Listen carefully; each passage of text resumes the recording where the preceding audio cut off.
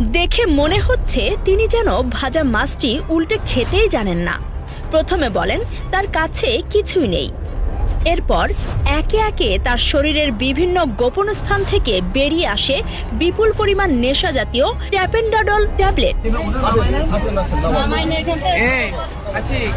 ম্যাডামকে বলো কাগজ করার জন্য, কাগজ করার জন্য বলো।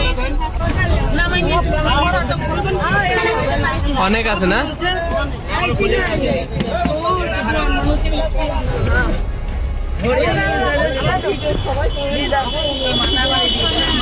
সোমবার দুপুরে যশোর বেনাপোল মহাসড়কের চাষড়া এলাকায় একটি লোকাল বাসে তল্লাশি চালায় মাদকদ্রব্য নিয়ন্ত্রণ অধিদপ্তর যশোরের সদস্যরা।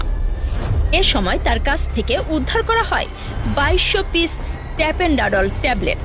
আটক রারতুমা পারভিন সাতক্ষীরা কলারোয়া উপজেলার দক্ষিণ ভাদিয়ালি গ্রামের মৃত মনিরুল ইসলামের মেয়ে। এছাড়া একই দিন যশোর সদর উপজেলার ফরিদপুর গ্রামে অভিযান চালিয়ে 70 পিস ট্যাপেন্ডাডল সহ আলী শেখ নামের আরেকজন মাদক কারবারিকে আটক করা হয়েছে।